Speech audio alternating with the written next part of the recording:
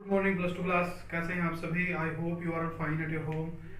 जैसा कि आपको पता ही है कि हमारी फर्स्ट यूनिट चल रही है और उसमें हमारा लास्ट टॉपिक जो मेजर टॉपिक है दैट इज कैपेसिटेंस, उसको हम कर रहे हैं। और इस यूनिट का आज हमने लास्ट टॉपिक करना है और वो भी कैपेसिटर्स के बारे में ही रहेगा।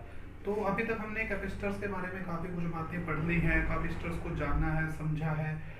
अब हमने देखना है कि जब हम दो कैपेसिटर्स को आपस में जोड़ देते हैं, अलग अलग कैपेसिटी के हों चाहे सेम कैपेसिटीज के हों, तो जब हम उनको आपस में एक दूसरे के साथ जोड़ देते हैं तब उनके ऊपर जो चार्ज है वो कैसा रहेगा और उनका जो पोटेंशियल है वो कितना हो जाएगा, और वो जब उनको शेयर करेंगे तो टोटल एनर्जी पर कितना फर्क पड़ेगा उसके बारे में हम बात करेंगे। तो फर्स्ट जो हमारा टॉपिक यहाँ से बनता है वो है कॉमन पोटेंशियल। इस तरह का जो टॉपिक है वो आपको आपके एग्जाम में देखने को भी मिल सकता है, कॉमन पोटेंशियल, और इससे काफ़ी सारे सम भी जो है वो आप सोल्व कर सकते हो। तो क्या होता है जब भी आप दो कैपेसिटर्स को पैरेलल में अरेंज करते हो तो उनका जो पोटेंशियल है, अब जैसे पहले भी आपको बताया था कि मान लो यहाँ पर एक कोई चाय का कप रख देते हैं हम, तो उसके वो गर्म है अगर वो, तो उससे क्या होगा, हीट निकलेगी और तब तक निकलती रहेगी जब तक कि चाय का जो टेम्परेचर है वो रूम के टेम्परेचर के साथ मैच नहीं कर जाता, उसके बाद वो फ्लो है वो रुक जाएगा।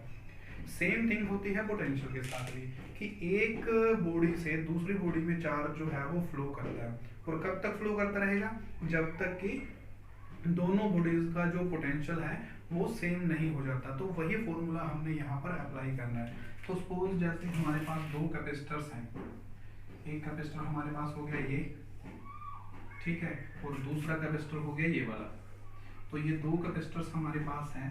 हम मान लेते हैं कि इसका जो कैपेसिटेंस है C1 है, इसका जो कैपेसिटेंस है वो कितना है, C2 है, और उसके बाद इसका जो पोटेंशियल है वो कितना है, V1 है, इसका जो पोटेंशियल है वो V2 है। इसके बाद और जो इसके ऊपर जो चार्ज है वो कितना है, Q1, और इसके ऊपर जो चार्ज है वो कितना है, Q2।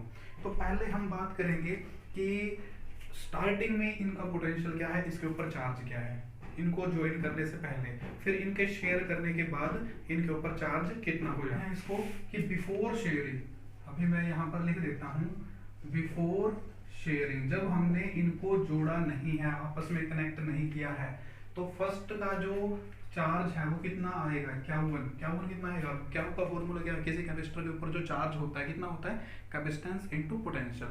तो इसका चार्ज निकालेंगे तो क्या आएगा, इसका कैपेसिटेंस C1 और इसका पोटेंशियल कितना, V1। क्लियर हो गया।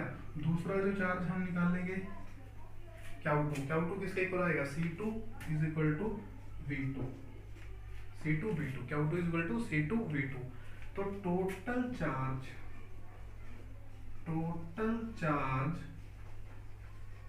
बिफोर शेयरिंग, शेयरिंग करने से पहले टोटल जो चार्ज है वो कितना है, वो मान लिया मैंने कितना है, क्या वो किसके इक्वल आएगा, Q1 प्लस Q2 के। Q1 और Q2 के दोनों की वैल्यू को अगर हम ऐड करके लिख देते हैं तो ये आएगा C1 V1 plus C2 V2।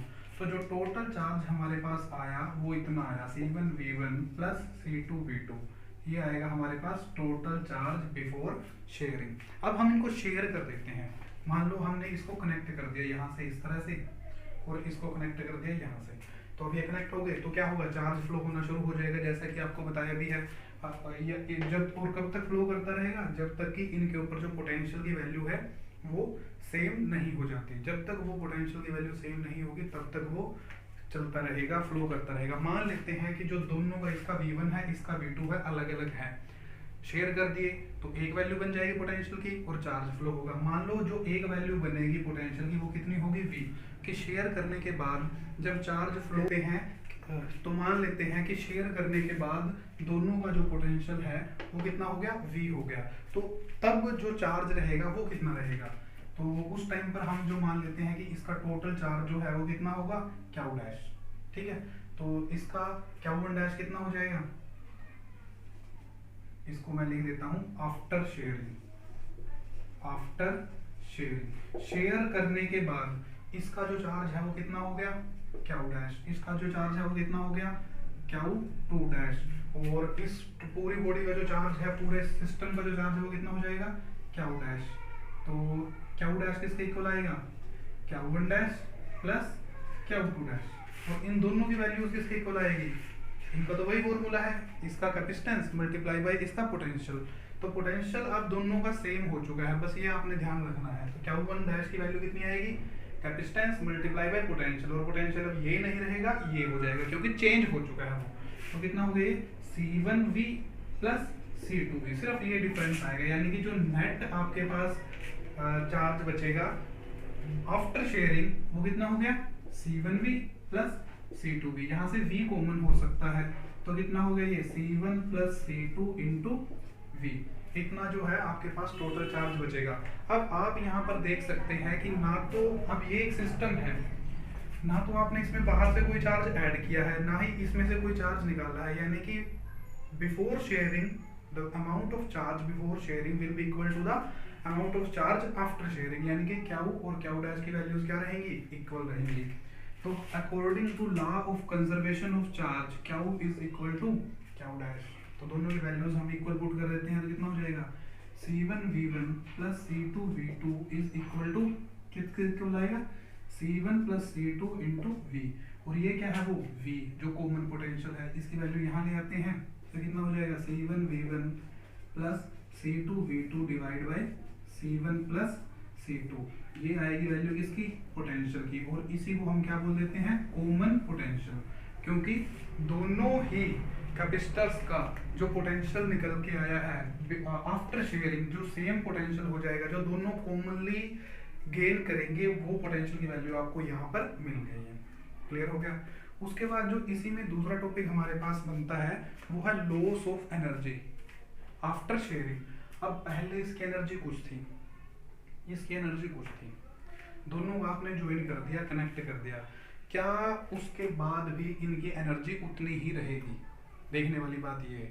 तो हम कहते हैं कि एनर्जी में कुछ न कुछ लॉस हो जाता है, कुछ न कुछ कम हो जाती है, क्योंकि जब इनको हम ज्वाइन करेंगे तो जो वायर्स हैं वो हीट भी करने लगती है, तो वो हीट कहाँ से आएगी, जो एनर्जी इनके अंदर थी उसी एनर्जी की कुछ न कुछ फॉर्म जो है वो हीट में कन्वर्ट हो जाएगी। तो उसी को हमने यहाँ पर अपने टॉपिक में पढ़ना है। इस टॉपिक का नाम मैं लिख देता हूँ लॉस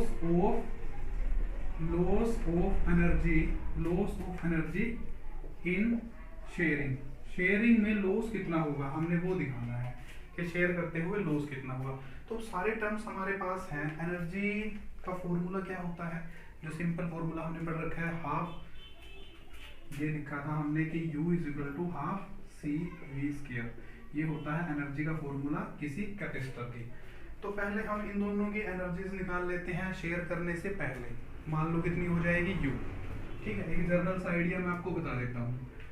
शेयर करने से पहले इसकी एनर्जी प्लस इसकी energy, total energy of the system before sharing is U। After sharing total energy of the system कितनी हो जाएगी, सपोज U डैश। तो आप क्या करोगे, U में से U डैश माइनस करोगे। अगर ये आता है 0, अगर ये 0 आया तो दोनों क्वांटिटीज इक्वल है, means energy before sharing and energy after sharing is equal. It means कि दो कोई एनर्जी में लॉस नहीं हुआ। अगर वो क्वांटिटी आ जाती है पॉजिटिव, अगर ये आ जाती है पॉजिटिव, तो इसका मतलब क्या है कि ये ज्यादा है ये कम है, यानी कि कुछ ना कुछ लॉस हुआ है। और अगर ये आ गई नेगेटिव, तो ये ज्यादा है ये कम है, इसका मतलब एनर्जी बढ़ गई है, ऐसा तो होगा नहीं। तो कुछ ना कुछ लॉस होगा और वो लॉस हमने निकालना है। तो हम बात करते हैं जिसमें लॉस कितना आएगा, और बिफोर शेयरिंग हम बात करते हैं कि टोटल एनर्जी कितनी है। तो मैं यहाँ पर लिख देता हूँ बिफोर शेयरिंग टोटल एनर्जी। तो टोटल एनर्जी बिफोर शेयरिंग कितनी आएगी, मान लो इसकी कितनी है U1 है एनर्जी, और इसकी कितनी है U2 है, ठीक है। तो इन दोनों की वैल्यूज निकाल के और वो ऐड कर देते हैं। जर्नल फॉर्मूला हमारे पास कितना है CV²। तो अगर हम इसकी एनर्जी फाइंड आउट करते हैं तो कितना आएगा, हाफ, इसका कैपेसिटेंस कितना है C1, और इनटू में क्या होता है पोटेंशियल का स्क्वायर। तो पोटेंशियल कितना है इसका V1, तो ये हो गया V1 का स्क्वायर। क्लियर हो गया। उसके बाद U2 का क्या आएगा, half C2V2², half C2V2²। Total energy कितनी हो गई U, और ये किसके इक्वल आएगी U1 प्लस U2 का, यानी कि ये हो गया half C1V1² plus half C2V2², ठीक है। तो यहाँ से अगर मैं इसको दोबारा लिख देता हूँ तो ये हो गया half C1V1² plus half C2V2²। ये आएगी आपके पास total energy of the combination before sharing, जब आपने इसको शेयर नहीं कर रखा है, दोनों को आपस में कनेक्ट नहीं किया, ये अलग चल रहा है, ये अलग चल रहा है, क्योंकि तब तक तो इनका पोटेंशियल क्या रहेगा, अलग अलग रहेगा। तो उसी के अकॉर्डिंग हमने इसकी एनर्जी लिख दी है, कोई प्रॉब्लम नहीं है। उसके बाद फिर क्या किया हमने, कंबाइन कर दिया, इन दोनों को जोड़ दिया। तो आफ्टर शेयरिंग, अब आफ्टर शेयरिंग इनकी एनर्जी निकालते हैं। आफ्टर शेयरिंग, दोनों को शेयर करने के बाद बस फर्क क्या पड़ता है शेयर करने के बाद, कि दोनों का जो पोटेंशियल है वो एक कॉमन वैल्यू को रीच कर लेता है, कॉमन वैल्यू को अटेन कर लेता है, जिसको हमने क्या माना हुआ है, v। तो आफ्टर शेयरिंग इसकी जो एनर्जी है वो u डैश, और इसकी u2 डैश, और इसकी हो गई u1 डैश। तो u1 डैश किसके इक्वल आएगा, मुझे अब आप खुद बताएंगे, हाफ c1, और मैंने लिख दिया v स्क्वायर। फॉर्मूला तो वही है सेम, कैपेसिटेंस c1 है और पोटेंशियल शेयर करने के बाद कितना हो जाता है, v हो जाता है, कॉमन पोटेंशियल v हो गया, तो हाफ c1 v स्क्वायर। उसके बाद u2 डैश कितना आएगा, हाफ c2 v स्क्वायर हो गया। तो टोटल एनर्जी कितनी आएगी, टोटल एनर्जी इन दोनों को ऐड करने के बाद, यानी कि after sharing total energy u1 dash plus u2 dash, और इन दोनों की वैल्यूज अगर पुट कर दी जाए तो कितना हो गई, half c1 v square plus half c2 v square. ठीक है, इन दोनों में से फिर से v कॉमन हो जाएगा, तो ये आ गया हमारे पास, u dash is equal to half c1 plus half भी कॉमन हो सकता है। अब इसमें से हम क्या करेंगे, v को अलग निकाल लेते हैं, बस अभी के लिए सिर्फ v को अलग निकाल लेते हैं। तो ये हो जाएगा हमारे पास, हाफ इधर हो गया c1 plus c2 into we square. ठीक है, मैंने हाफ को भी कॉमन लिख दिया यहाँ पे, कोई प्रॉब्लम नहीं है। तो यहाँ पर आपको जो टोटल एनर्जी है आफ्टर शेयरिंग वो मिल जाती है। तो क्या हम यहाँ पर पोटेंशियल की वैल्यू पुट कर सकते हैं, जो कॉमन पोटेंशियल है, यहाँ पर आपके पास कॉमन पोटेंशियल आया है, तो कॉमन पोटेंशियल की वैल्यू आपके पास ऑलरेडी है, तो क्यों ना हम ये पुट करके एक्सप्रेशन को थोड़ा सा और सिंप्लीफाई करें।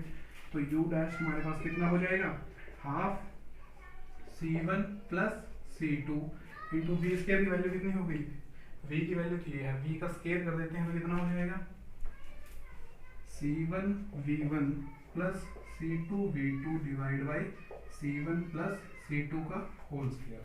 ठीक है, इसका स्क्वायर होगा, इस क्वांटिटी का होगा स्क्वायर, ऊपर c1 प्लस c2 है ही है, तो एक पावर तो कैंसिल हो गई। तो हमारे पास क्या बचेगा, जो टोटल एनर्जी है आफ्टर शेयरिंग वो बचेगी, ये कैंसिल हो गया, तो ये बचेगा c1 v1 plus c2 v2 का whole square divide by c1 plus c2 की पावर 1, क्योंकि एक पावर 2 इसके साथ कैंसिल हो गई है। तो अब आपके पास आपका एक्सप्रेशन आ चुका है कि आपने ये जो थीम है वो अब यहाँ पर अप्लाई कर देनी है, क्योंकि आफ्टर शेयरिंग जो एनर्जी है वो आपके पास आ गई है, बिफोर शेयरिंग थी वो आपके पास आ गई है। तो मैं कर देता हूँ u माइनस u डैश, यहाँ पर ये वैल्यू आ गई, तो कितना हो गया, half c1 v1 square plus half c2 v2 square minus, इसमें से ये माइनस करनी, ये वाली माइनस करनी है ना u डैश, तो ये माइनस कर दी तो कितना हो गया, half c1 v1 plus c2 v2 का whole square divide by c1 plus c2। ये क्वांटिटी हमारे पास आती है, इसका हम ले लेते हैं एलसीएम, जो भी आएगा वो एलसीएम ले लेते हैं, क्योंकि थोड़ा सा बड़ी लग रही है आपको तो थोड़ा मुश्किल हो सकता है कैलकुलेशन करते हुए, लेकिन ये बहुत ही आसान रहेगा अगर आपको सिंपल स्टेप्स में आप इसको करते चलेंगे। तो यहाँ पर 2 सब में कॉमन है, तो 2 तो ये आ गया, इसके डिवाइड में और तो कुछ नहीं है, और कुछ नहीं है, इसके डिवाइड में c1 प्लस c2 है, तो वही कॉमन बनेगा, तो ये हो गया c1 प्लस c2 ही इसका एलसीएम आ जाएगा यहाँ पे। क्लियर है, कोई प्रॉब्लम नहीं। अब यहाँ पर देखो क्या आएगा, 2 नहीं है, ये इसके साथ मल्टीप्लाई हो जाएगा, तो कितना हो गया, c1 v1 square multiply by c1 plus c2 plus 2 फिर से कॉमन हो गया, इसमें मल्टीप्लाई हो गया c2 v2 square into c1 plus c2 minus, अब यहाँ तो ये क्वांटिटी 2 भी है और c1 प्लस c2 भी है, तो ऊपर जो है वो सेम एज इट इज आ जाएगा, उसी को लिख देंगे, तो कितना हो गया, c1 v1 plus c2 v2 का होल स्क्वायर। क्लियर हो गया, बाकी इसमें और कुछ भी डाउट आपको होना नहीं चाहिए। तो ये छोटे छोटे से क्वांटिटीज बनते हैं, इन सभी को हम अलग अलग कर लेते हैं। तो हमारे पास आएगा u माइनस यू डैश, इसको मल्टीप्लाई कर लिया तो c1 का स्क्वायर हो गया, c1 square v1 square plus इसको अब इसके साथ मल्टीप्लाई किया तो कितना हो गया c1 c2। अब दोनों अलग अलग हैं तो सिंपल मल्टीप्लाई करके लिख दिए v1 स्क्वायर, फिर इसको इसके साथ मल्टीप्लाई किया तो कितना हुआ c1 c2 v2 square plus c2 का square into v2 square minus इसको हम खोल लेते हैं, a प्लस बी का होल स्क्वायर क्या होता है, a square plus B square plus 2ab, यही होता है ना। तो खोल लेते हैं इसको, इसका स्क्वायर इतना हो गया c1 square v1 square plus c2 square v2 square plus 2ab c1 v1 c2 v2। बहुत सिंपल है, आ गया। अब बाद में क्या होगा, ये माइनस हम अंदर मल्टीप्लाई कर देंगे तो उससे हमें कुछ चीजें हमारी जो है वो कट के और ये एक्सप्रेशन सिंप्लीफाई हो जाएगा। डिवाइड में है जो वो ऐसे का ऐसे लिख देते हैं, उसमें तो कोई चेंज आ ही नहीं रहा है। तो यहाँ से अब आप देखो क्या चीजें आपके पास बचती हैं। तो स्पेस यहाँ पर कम है, मैं इस माइनस को यहीं पर मल्टीप्लाई कर देता हूँ। ये क्वांटिटी प्लस है, ये माइनस है, तो ये अगर हम ब्रैकेट खोलेंगे यहाँ पे तो ये क्या होगा, ये माइनस बन जाएगी, माइनस इंटू प्लस ये भी माइनस हो जाएगी, फिर ये भी माइनस होगा तो इसके साथ भी माइनस मल्टीप्लाई होगी, ये भी माइनस बन जाएगा। ठीक है, तो यहाँ पर एक स्टेप जो है मैंने वो यहीं पर अगला स्टेप परफॉर्म कर दिया है। अब देखते हैं कुछ कट सकता है क्या, c1 square v plus c1 square v1 square, यहाँ पर माइनस c1 v1 स्क्वायर है, कैंसिल हो गया। ऐसे ही c2 v2 स्क्वायर भी कैंसिल होना चाहिए, ये यहाँ से कैंसिल हो गया। तो अब हमारे पास एक्चुअल में बचता क्या है, u minus you dash c1 c2 v1 square plus c1 c2 v2 square, ये भी आ गया, और minus 2 c1 c2 v1 v2 divide by 2 c1 plus c2। ठीक है, तो यहाँ से अगर देखो कुछ कॉमन आ सकता है क्या, हर एक क्वांटिटी में c1 और c2 हमें मिल रहा है तो उसको हम बाहर कॉमन ले लेते हैं। तो ये हो जाएगा u minus you dash c1 c2 into v1 square plus v2 square minus 2 v1 v2, ये हमारे पास अंदर बच जाएगा और बाहर हमारे पास रह गया डिवाइड में 2 c1 प्लस c2। क्लियर हो गया, तो ये जो टर्म है वो हमारे पास बच जाती है। उसके बाद हमने क्या करना है, देखो v1 square plus v2 square a square plus b square minus 2ab, तो इसको हम कंबाइंड जो फॉर्मूला बनता है वो लिख देते हैं a माइनस b का होल स्क्वायर। तो ये हमारे पास अब एक्सप्रेशन हमारा पूरी तरह से सोल्व हो जाएगा इस स्टेप में। तो मैंने इसको लिख दिया v1 माइनस v2 का whole square divide by 2 c1 plus c2। ठीक है, तो ये हमारे पास एक्सप्रेशन हमारा बन जाता है। कैसे बनेगा ये, देखो u माइनस यू डैश, इससे आपको क्या अंदाजा हो जाएगा, u माइनस यू डैश करने से हमारे पास ये आता है।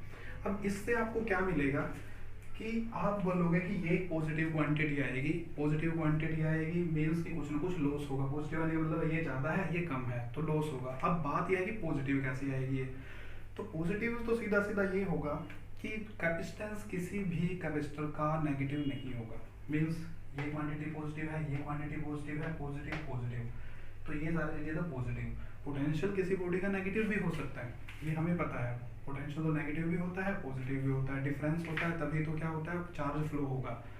तो अगर ये v1 और v2 नेगेटिव भी हो जाए, मान लो ये चीज जो है ये सॉल्व करने के बाद नेगेटिव आ भी जाए, लेकिन इसका क्या होगा, स्केयर भी तो है ना, तो माइनस का अगर आप स्केयर करोगे तो वो क्या हो जाता है, पॉजिटिव।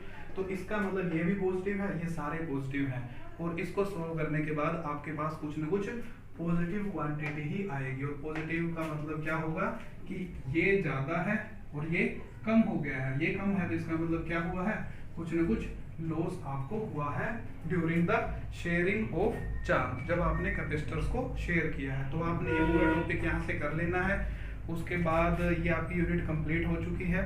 ये सारे टॉपिक्स और इनसे रिलेटेड न्यूमेरिकल आपने परफॉर्म करने हैं हॉलीडेज में, और यूनिट टेस्ट जो आपका रहेगा उसमें आपने पूरी ये यूनिट तैयार कर